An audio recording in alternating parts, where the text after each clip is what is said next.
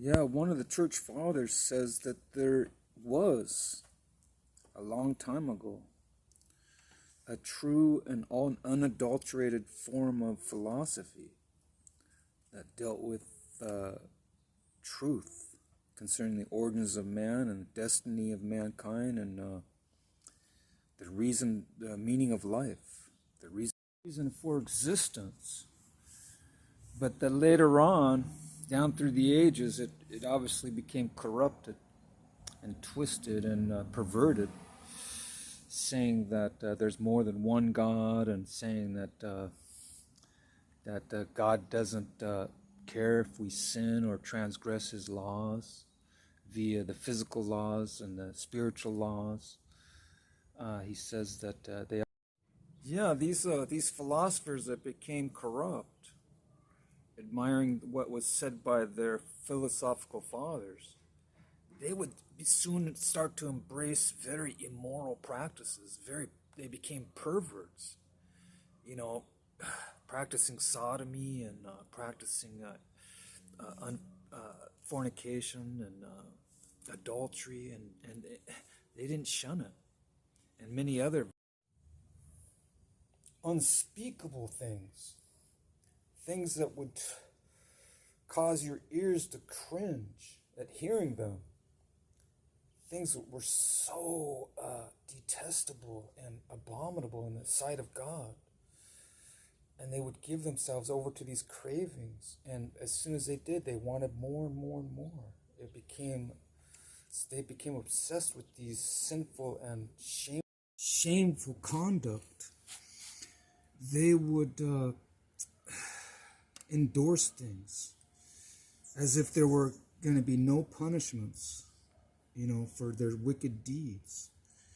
They didn't have the fear of God, although they paid homage to different gods, but apparently the gods were at their whim, their will. I believe they had different ideas about how the gods were. Some felt that they were unconcerned about trivial matters, the daily affairs of man. And some were believed that they were very concerned about the affairs of man. That's why they prayed to him. They made sacrifices to him and burnt incense. They wanted to acquire a special blessing from the gods. That their crops would grow and that they would have a bountiful harvest, and that they would do well economically, and they would prosper, and that they would have greater successes at whatever they were trying to do or wanted to do with the blessings of the gods, with the help of the gods.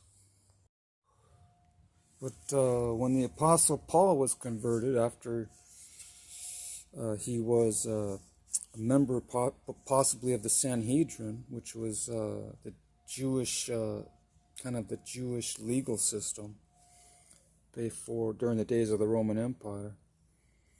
They were allowed to have their own kind of semi-judicial system in matters pertaining to the Mosaic law and customs. But the Apostle Paul, after he was converted into Christianity, said that God let these philosophers and these people say and do things that were contrary to the truth, to the absolute truth. He allowed it for up to a certain point before he brought judgment. But that he said that now, in these last days, God has commanded men from all over the world to come to the knowledge of the truth, and to get back to that knowledge that was once everybody had. But now the apostle says that God commands people from every nationality, every ethnicity, from any tribe or any village, from any geographical area around the globe, to come to the knowledge of the truth, that He's calling everyone through His Holy Spirit to come to that knowledge. and that he overlooked previously these things that were condemnable and abominable.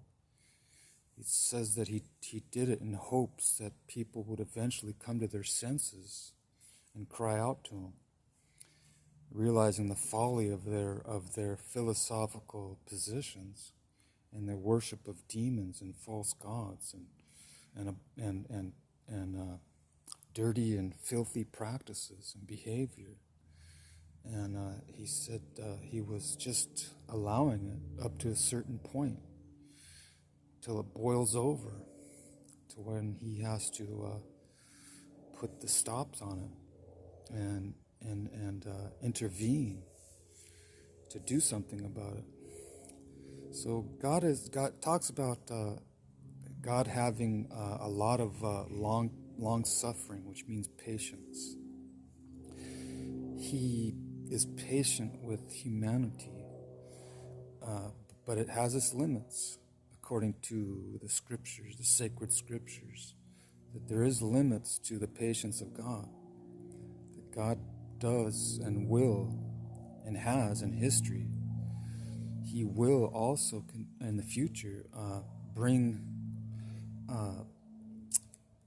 punishment on those who